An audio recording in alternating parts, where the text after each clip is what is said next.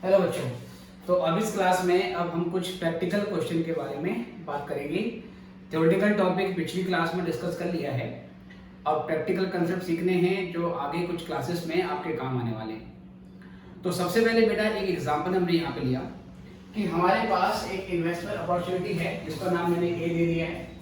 Opportunity ऐसी है कि आपको उसमें इमीडिएट राइट नाउ 2500 रुपए का कैश आउटफ्लो करना पड़ेगा। 2500 रुपए आपको स्पेंड करनी पड़ेगी। फिर अगले 5 साल तक आपके पास कैश फ्लो आएगा। फर्स्ट ईयर में कैश फ्लो है 900 रुपए का, फिर 800 रुपए का, फिर 700 रुपए का, फिर 600 रुपए का और फिर क्या है सर 500 रुपए का, राइट। और हमारी जो अपॉर्चुनिटी कॉस्ट ऑफ कैपिटल है वो 10% है। तो इन सब चीजों पे हमने करनी है कैलकुलेशन। तो मैं इस पूरे एग्जाम्पल में आपको ये सारी चीजों की जो कैलकुलेशन है वो आपको मैं समझाऊंगा। तो बच्चा लोग सबसे पहले हमें क्या निकालना है? पहले निकालना है एनपीवी। सर एनपीवी क्या होती है? एनपीवी की फुल फॉर्म है नेट प्रेजेंट वैल्यू। एनपीवी की फुल फॉर्म होती है नेट प्रेजेंट वैल्यू।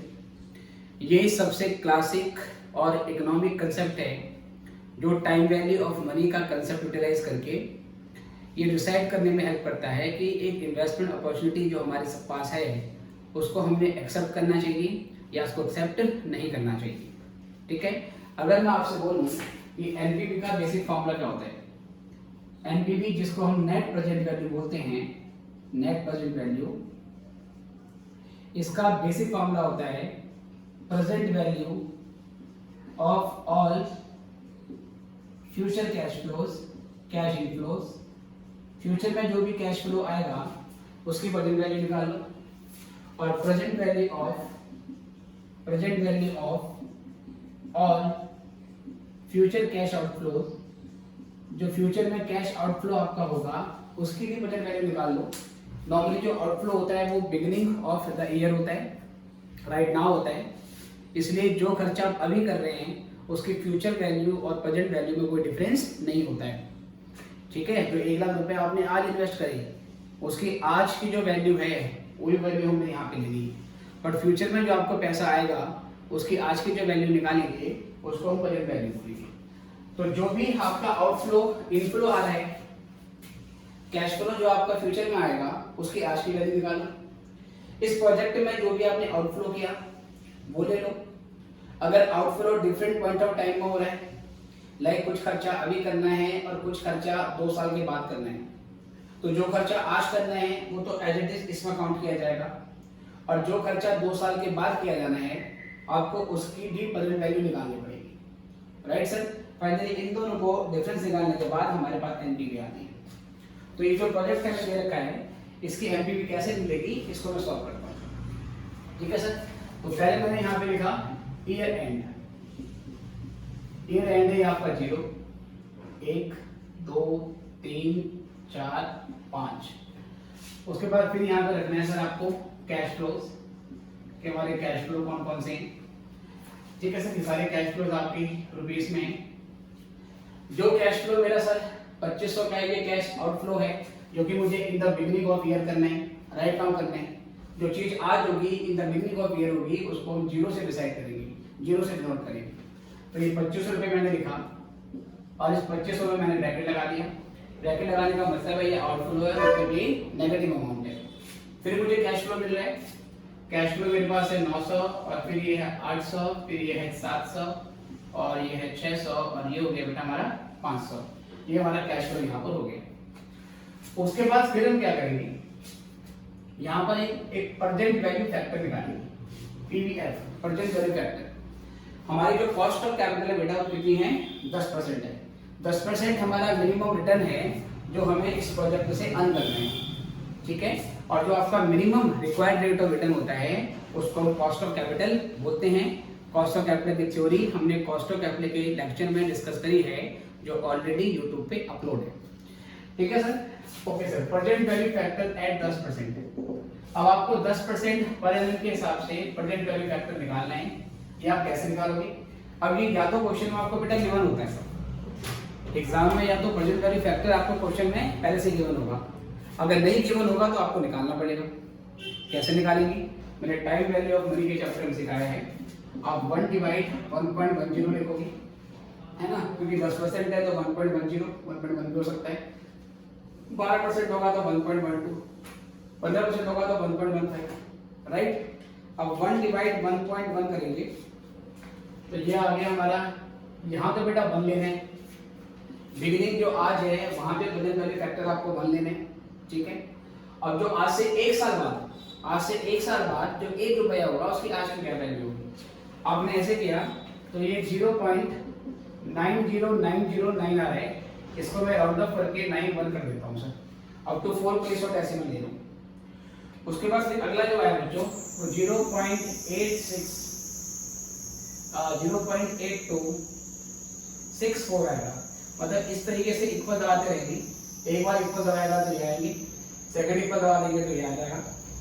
सेम ऐसे फिर 0.7513 आएगा, और फिर उसके बाद सर, उसके बाद फिर एक बार और इक्वल दबाया तो ये 0.6830301 आ रहे हैं, इसको मैं फिर 3 देता हूँ, 0.683, और एक बार और इक्वल दबाएंगे तो ये 0.6292 आ रहा है, 6209 ये दे देते हैं सर। अब ये करने के बाद आपको क्या करना है सर, यहाँ निकालना है आपको डिस्काउंटेड कैश फ्लोज। अब यहाँ अगला कॉलम बनेगा डिस्काउंटेड कैश फ्लोज, या बोलोगे present value of future cash flows. ये present value of future cash flows आपने निकाल देनी है। अब इसके लिए क्या करना पड़ेगा बेटा, आप सिंपली इनकी मल्टीप्लाई करोगे, 2500 into 1 makes it 2500, this into this, तो ये आपने इंटू करना पड़ेगा, तो 900 into 0.9091, ठीक है। तो ये आपका आ गया है 818.8, इसको मैं राउंड ऑफ करके 818 कर देता हूँ, ठीक है सर। ये करने के बाद फिर उसके बाद है 800 into 0.8264, और ये आ गया मेरा 661.12, अगेन मैं इसको 661 कर देता हूँ। उसके बाद फिर 700 into 0.7513, और ये मेरा आया है 525.91, तो इसको मैं 526 कर देता हूँ, इसको 526 कर देते हैं, ठीक है सर। उसके बाद फिर क्या करेंगे बेटा, 600 into 0.683, तो ये आया 409.8, जिसको मैं 410 कर रहा हूँ। फिर 500 into 0.6209, 310.45, तो इसको मैं 310 ले देता हूँ बेटा, ये आ गया सर। अब अल्टीमेटली आपने करना क्या है, ये सारी पॉजिटिव वैल्यू को आपने जोड़ देना है। तो ये है present value of future cash flows, ये present value of future cash inflow है। ये जो हिस्सा है सर, ये present value of future cash outflow है। ये तो पहले से बेटा प्रेजेंट में है, क्योंकि ये खर्चा आज का है।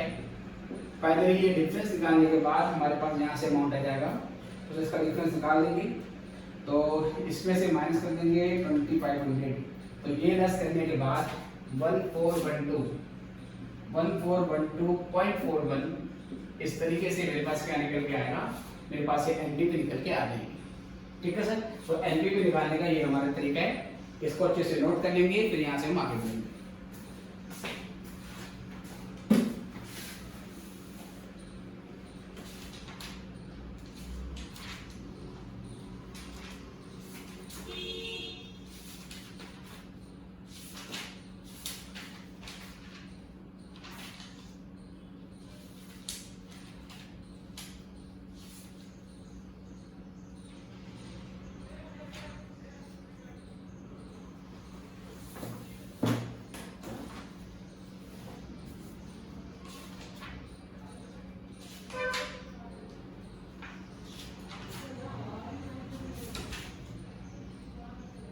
ठीक है बच्चों, यदि से नोट करने हैं तो आपको फिर से एक बार सारी चीजें एक बार चेक कर लेंगे।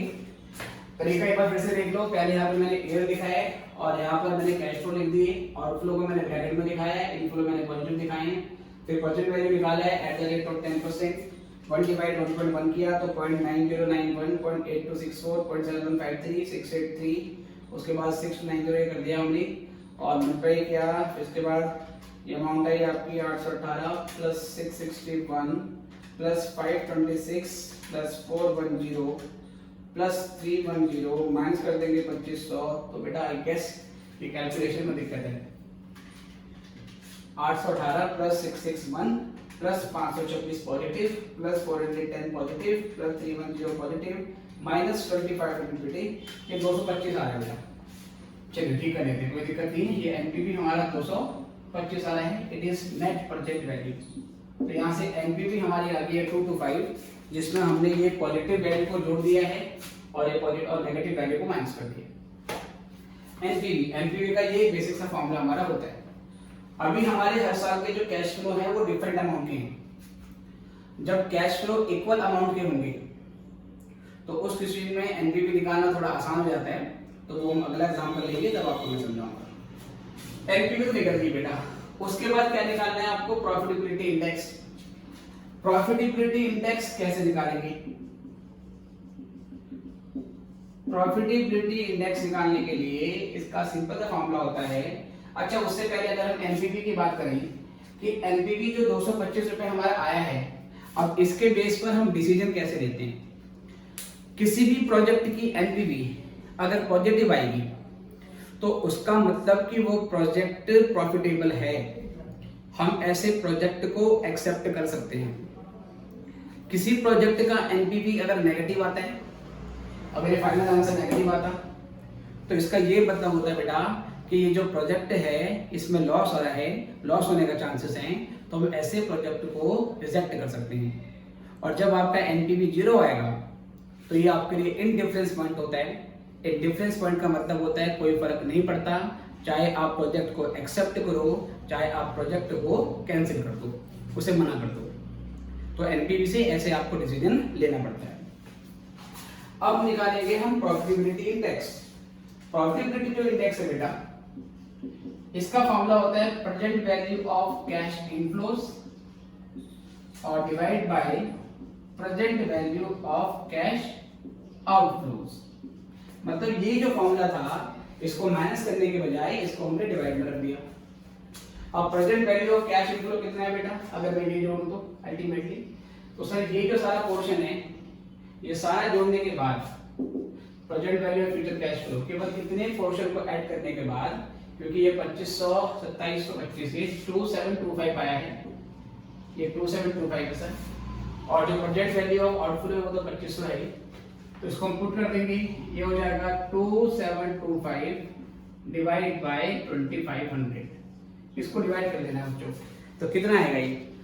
ये आएगा हमारा 2725 माइनस 2500, तो ये 225 आता है सर।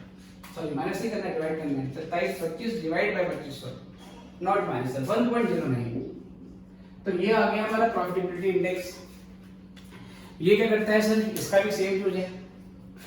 अगर प्रॉफिटेबिलिटी इंडेक्स 1 से ज्यादा आ रहे हैं तो 1 से ज्यादा आने की सिचुएशन में वो प्रोजेक्ट एक्सेप्ट किया जा सकता है। अगर प्रॉफिटेबिलिटी इंडेक्स 1 से कम आता है 0.87 समथिंग ऐसा कुछ, तो प्रोजेक्ट को रिजेक्ट करना चाहिए। और अगर प्यारे बच्चों हमारा प्रॉफिटेबिलिटी इंडेक्स 1 आ जाता है तो उसका ये मतलब है कि वो जो प्रोजेक्ट है वो इंडिफरेंस पॉइंट वाला है, आप एक्सेप्ट करो या नहीं करो, वैल्यू ऑफ 1 पे कोई फर्क इसका नहीं पड़ने वाला है। ये भी अंडरस्टूड है कि इसका आंसर 1 से ज्यादा तभी आएगा जब इनफ्लोस ज्यादा होंगे आउटफ्लो से, और जब इनफ्लोस मोर देन आउटफ्लोस होंगे तो एनपीवी आपका पॉजिटिव ही निकलने वाला है। तो वही चीज बस ये रेशो में एक्सप्रेस कर रहा है। अगर आपका एनपीवी नेगेटिव है इसका मतलब आउटफ्लो ज्यादा है इनफ्लोस कम है, तो आंसर 1 से कम ही आएगा। तो वही पीआई कह रहा है कि भाई अगर 1 से कम पीआई आता है, पीआई का मतलब प्रॉफिटेबिलिटी इंडेक्स, तो वो ऑफर आपको रिजेक्ट करना चाहिए, राइट सर। और अगर पीआई का आंसर 1 आ गया, 1 कब आएगा? जब ये दोनों बराबर होंगे। जब ये दोनों बराबर होंगे मतलब एनपीवी 0 हो जाएगा। तो वही डिफरेंस पॉइंट होता है, आप प्रोजेक्ट को एक्सेप्ट करो या ना करो ये आपकी मर्जी है ना। इसको भी नोट कर लेंगे, फिर हम आगे बढ़ते हैं।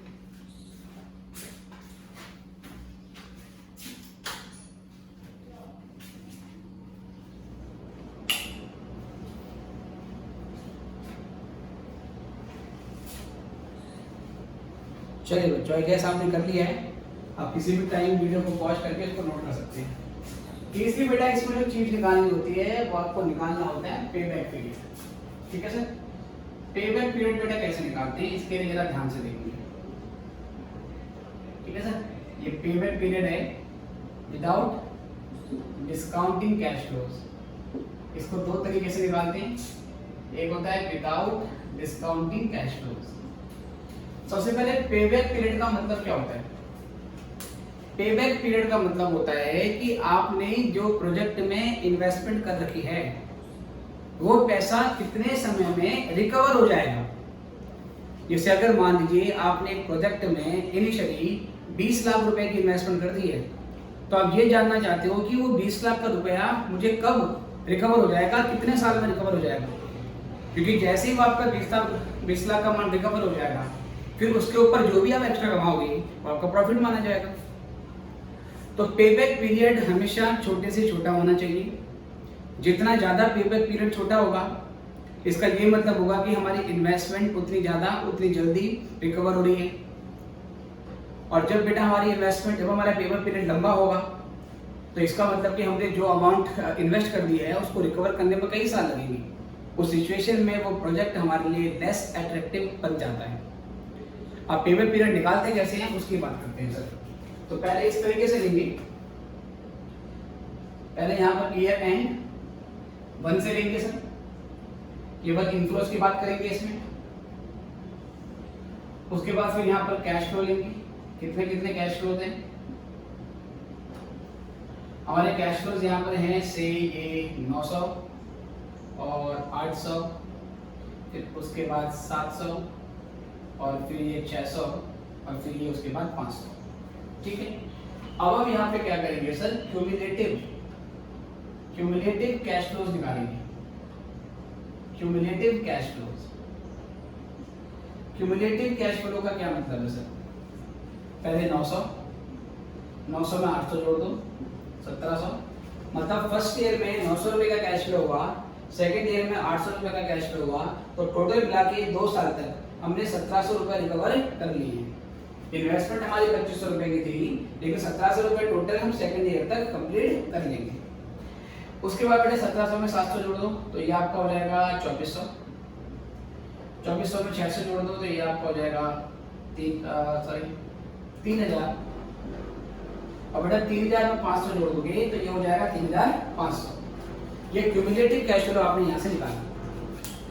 अब इस फिगर को ध्यान से देखेंगे, हम ये देखेंगे कि कौन से साल में 2500 रुपए जो हमारी इनिशियल इन्वेस्टमेंट थी उसकी रिकवरी कंप्लीट हो रही है।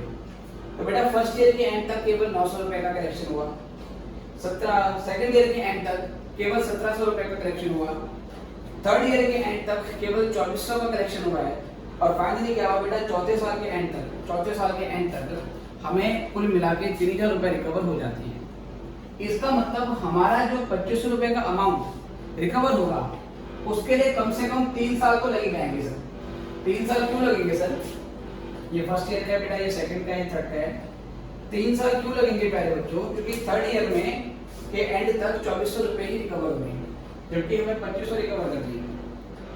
तो 3 साल में 2400 रिकवर होंगे और चौथे साल में टोटल 3000 रिकवर हो जाएंगे।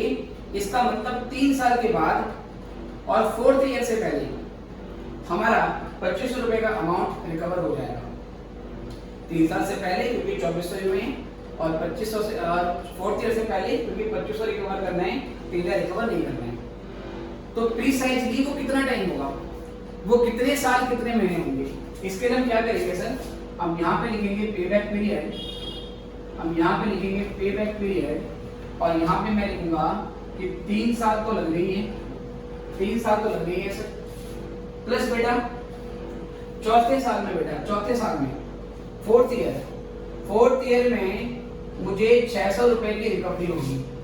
फोर्थ ईयर में मुझे 600 रुपए रिकवर होंगे, और 600 रुपए रिकवर होंगे फोर्थ ईयर में, मतलब कि 1 साल में। 1 साल का मतलब 12 महीने। तो फोर्थ ईयर में मतलब 12 महीने में मुझे 600 रुपए की रिकवरी होगी। ठीक है सर, 12 महीने यहाँ पे लिखना है क्योंकि 1 साल में 12 महीने होते हैं, 600 यहाँ पे क्यों लिखा, क्योंकि थर्ड ईयर के बाद फोर्थ ईयर में मेरा 2500 रुपए रिकवर होने वाला है। तो 12 महीने में मुझे 600 रुपए की रिकवरी हो जाएगी, लेकिन मुझे 2500 रुपए रिकवर करने के लिए 600 रुपए नहीं कमानी। 2400 रुपए में ऑलरेडी रिकवर कर चुका हूँ, मुझे केवल 100 रुपए और कमाने हैं। तो यहाँ पर मैं मल्टीप्लाई किससे करूंगा सर, मल्टीप्लाई यहाँ पर 100 से करूंगा। फिर से देखना, 3 साल तो कम से कम लगेंगे सर, इसे 3 साल पूरा ले लिया। फिर 12 महीने अपॉन में नेक्स्ट ईयर का टोटल कैश फ्लो कितना होगा वो ले लेंगे सर। मल्टीप्लाई हमें टोटल आउटफ्लो को रिकवर करने के लिए कितना और रिकवर करना है। तो यहाँ तक 2400 ऑलरेडी रिकवरी हो चुकी है, मुझे 2500 की रिकवरी करनी है, तो मुझे 100 रुपए और रिकवर करने हैं। तो इन 100 रुपए को रिकवर करने के लिए कितने महीने लगेंगे, अगर 12 महीने में 600 रुपए की रिकवरी होती है। अगर 600 रुपए को रिकवर करने के लिए 12 महीने लगते हैं, तो 100 रुपए को रिकवर करने के लिए कितने महीने लगेंगे। तो बेटा यहाँ से हम सॉल्व करेंगे और ये कैलकुलेशन करने के बाद ये आ जाएगा आपका 3 इयर्स, और ये 100 से कैंसिल हो जाएगा बेटा 6, ये 6 आ जाएगा और 6 3 12, तो 3 इयर्स एंड 2 मंथ्स। तो इसका मतलब ये हुआ कि 3 साल 2 महीने बाद, 3 साल 2 महीने बाद हमारे 2500 रुपए रिकवर हो जाएंगे। इसको हम क्या बोलेंगे, इसको पेबैक पीरियड बोलेंगे। ऑलराइट, ये जो पेबैक पीरियड हमने निकाला है, इसमें कैश फ्लो को डिस्काउंट नहीं किया, मतलब मैंने ये कैश फ्लो ली है। अगर मैं सेम चीज दोबारा करूं, बस एक चेंज कर दूं कि कैश फ्लो ये वाले ना लेकर मैं कैश फ्लो ये ले लेता हूं, ये कैश फ्लो ले लेता हूं। अगर मैं ये कैश फ्लो ले लूंगा तो बच्चों इसको क्या बोलेंगे, इसको बोलेंगे average payback period after discounting cash flow, या बोलते हैं डिस्काउंटेड पेबैक पीरियड। तो वो भी कर लेते हैं, आप पहले इतना नोट कर लो और मैं सेम कैलकुलेशन इसके साथ करूंगा।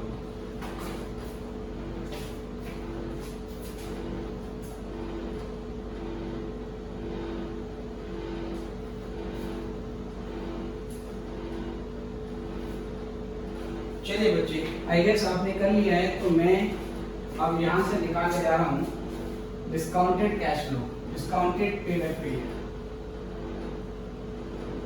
तो पेबैक पीरियड हमारा छोटे से छोटा होना चाहिए।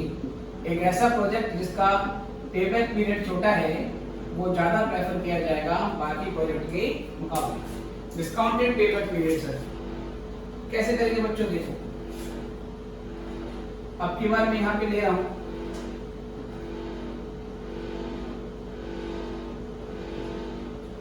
डिस्काउंटिंग कैश फ्लोज, ठीक है sir, discounting cash flows.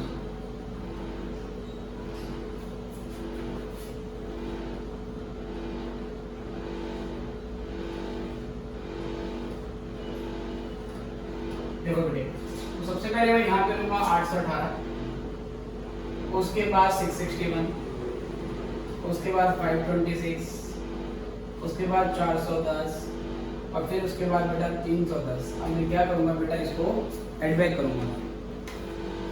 Okay बेटे, 818 तो पहले सही में रहेगा ये आपका 818 प्लस 661, तो ये हो गया 1479 प्लस 526, ये हो गया आपका 2005 प्लस 410, ये हो गया आपका 2415 प्लस हो गया आपका 310, और ये हो गया आपका 2725। ठीक है सर, अब ये करने के बाद क्या करेंगे बेटा, अब हम निकालेंगे discounted payback period, discounted payback period. तो बेटा देखो, अब की बार 2500 रुपए कौन से साल में रिकवर हो रहे हैं, फोर्थ ईयर तक 2415 रुपए रिकवर हो रहे हैं, और 5वें साल में पहले बच्चों 2725 ये अमाउंट हमारी रिकवर हो रही है। तो अब यहाँ पर कह सकते हैं, पहले बच्चों कि हमें 2500 रुपए रिकवर करने के लिए 4 साल से अधिक समय लगेगा, बट 5 साल पूरे होने से पहले ही हमारे 2500 रुपए रिकवर हो जाएंगे। तो बेटा कितना समय लगेगा, तो आप पहले लिखोगे फोर्थ ईयर, ठीक है सर, 4 इयर्स तो आपको लगनी है क्योंकि 4 साल में रिकवरी नहीं हो रही, प्लस 12 महीने जो अगला ईयर है बेटा, मतलब 5वां साल है, 5वें साल में 310 रुपए रिकवर हो रहे हैं, 310 रुपए रिकवर होंगे 12 महीने में, लेकिन क्या मुझे 310 रुपए ही रिकवर करने बाकी हैं? नहीं सर, 2500 रुपए मुझे रिकवर करने हैं, जिसमें से 2415 रुपए ऑलरेडी यहाँ पर रिकवर हो चुके हैं। तो कितना शॉर्ट रहेगा बेटा, कितना पैसा और रिकवर करना है? तो 2500 में से 2415 को माइनस कर देंगे, तो ये आपकी अमाउंट आएगी 85 रुपीज की सर। तो इनटू 85 कर देंगे, तो 4 साल तो आपके लगेंगे, 4 इयर्स, एंड फिर 12 डिवाइड बाई 310 इंटू 85, तो ये आपका आ बेटा 3.29, तो इसको मैं 3.29 मंथ बोल सकता हूँ। मंथ को और फिर डेज में कन्वर्ट करने की जरूरत नहीं है सर। तो 4 ईयर एंड 3.29 मंथ, ठीक है सर। 3 महीने, ये कह सकते हैं कि 3 महीने का बेटा समथिंग पार्ट आपका लगेगा। Okay, 4 years and 3.29 month. आपको इस पर डेज भी बताने की जरूरत नहीं है, एक्चुअल डेज आपको बताने की जरूरत नहीं है। तो ये आपका आ गया डिस्काउंटेड पेबैक पीरियड। तो बस पेबैक पीरियड में हम या तो विदाउट डिस्काउंट ले सकते हैं या फिर डिस्काउंट भी दे सकते हैं। जब तो क्वेश्चन में हमें डिस्काउंटेड पेबैक पीरियड ना बोला हो, तो नॉर्मली हम पेबैक पीरियड विदाउट डिस्काउंट निकालते हैं। ऑलराइट, इसको भी नोट कर लीजिए। फिर आखिरी मुद्दा आएगा इंटरनल रेट ऑफ रिटर्न, उसके बारे में बात करेंगे।